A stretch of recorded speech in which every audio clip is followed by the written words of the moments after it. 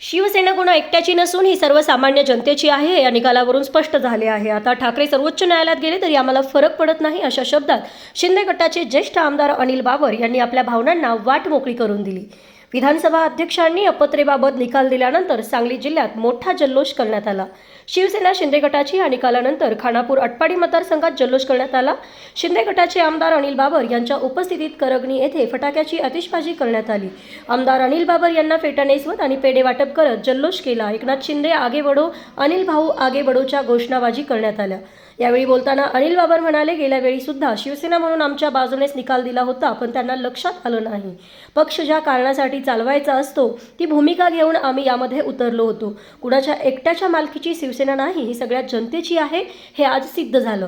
आता ठाकरे पुन्हा सुप्रीम कोर्टात गेले तरी आम्हाला काही फरक पडत नाही, पण हा अत्यंत चांगला निकाल आहे। निकाल देणाऱ्यांवर एवढा दबाव आणला, मात्र अध्यक्षांनी अभ्यासपूर्ण निकाल दिला आहे। ते म्हणाले, अयोध्येला 100% जाणार, पण आधीचे जाणार आहेत त्यांना अडचण करणार नाही। मधल्या काळात विकासाची कामं ठप्प झाली होती, कोविड काळाची कारणे सांगून विकास कामे ठप्प केली होती। बाळासाहेबांचा जो विचार आहे तो महाराष्ट्रात पोहोचवणं आणि महाराष्ट्र पुन्हा मोठं करणं हे करण्याचे काम पुढे असेल।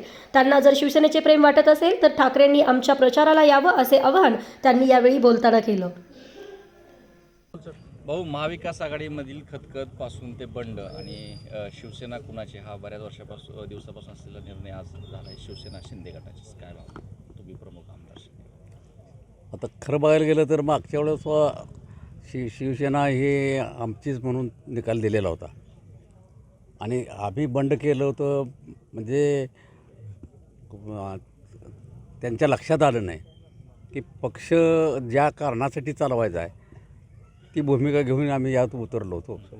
आणि दुसरी गोष्ट अशी आहे की शिवसेना आमची, एकनाथ शिंदेंची शिवसेना ही जाहीर झालं आज, त्यामुळं जे त्यांना सगळ्यांना वाटत होतं की कोणाची तरी एकट्याची मालकीची शिवसेना नाही, हे सगळ्या जनतेची आहे, ते आज सिद्ध झालं।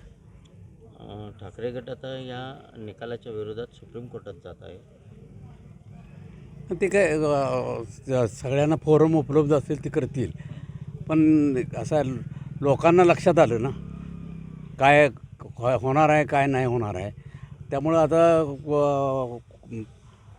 सुप्रीम कोर्टात गेले काय आम्हाला काही फरक पडत नाही, हा एक भाग। आणि अत्यंत चांगला निकाल, खरं बघायला निकाल द्यायच्या अगोदरच त्यांच्यावर निकालात देणारावर प्रेशर एवढं आणत होते की आम्ही सुप्रीम कोर्टात जाऊ, अमुक करू तमुक करू। ते निकाल आता तुम्ही सगळ्यांनी बघितला, 2-3 तास निकालाचं वाचन अध्यक्ष करत होते, म्हणजे अभ्यासपूर्ण निकाल केला आहे।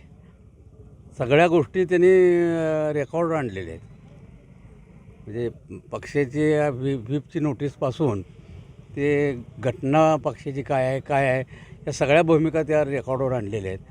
त्यामुळं आमच्या न्यायदेवता निश्चितपणानं आम्हाला न्याय दिला असं वाटतं। निकालाचं तुम्ही हे सगळं जे वाचन होतं ते ऐकलं होतं, त्यात तुमच्या दृष्टीनं महत्त्वाचे मुद्दे कोणते होते जे शिंदे गटाच्या अधिक भक्कम करणारे होते? सगळ्यात महत्त्वाचं म्हणजे शिवसेना आमची हा सगळ्यात महत्त्वाचा प्रश्न झाला, त्याच्यानंतर बाकीचे प्रश्न त्याच्यावरच तयार होतात।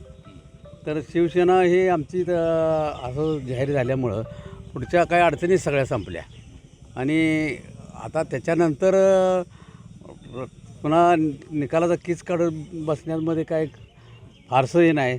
आता लोकांच्या दारात सगळ्यांनी जावं, आम्ही पण जावं आणि त्यांनी पण जावं आणि लोक निर्णय देतील। बरं, आम्हाला तेच सांगत होते की हा निकाल चुकीचा द्यायला लागलेत, आम्ही लोकांच्या दारात जाऊ, असं करू तसं करू। आता लोकांच्या दारात जाऊ की आमची तयारी आहे।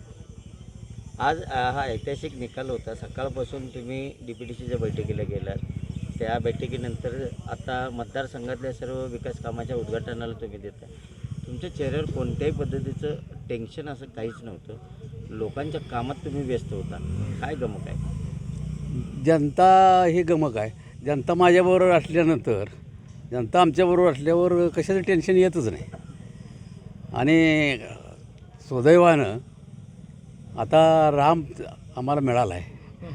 22 तारखेला रामाचं सुद्धा आपल्या देशामध्ये पुन्हा पुनर्स्थापन होतं आहे आणि त्या रामाच्या रूपानं आम्हाला निकालसुद्धा मिळाला आहे, फार मोठा आशीर्वाद मिळाला आहे.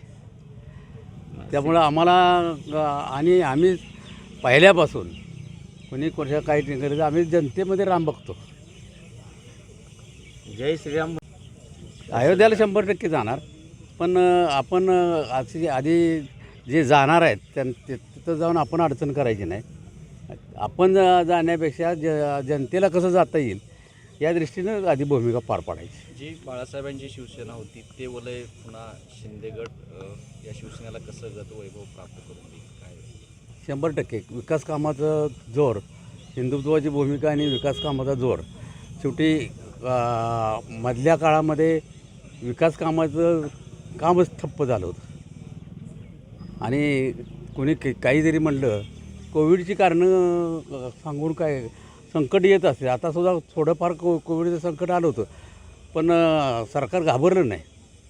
त्याच्यावर कशी मात करायची ही सगळी यंत्रणा उभा केली.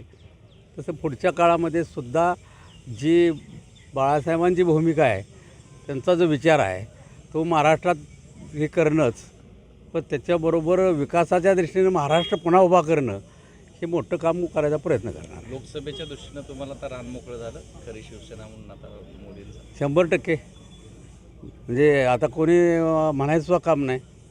आता त्यांना जर शिवसेनेबद्दल प्रेम वाटत असलं तर प्रचारालाच यायला पाहिजे.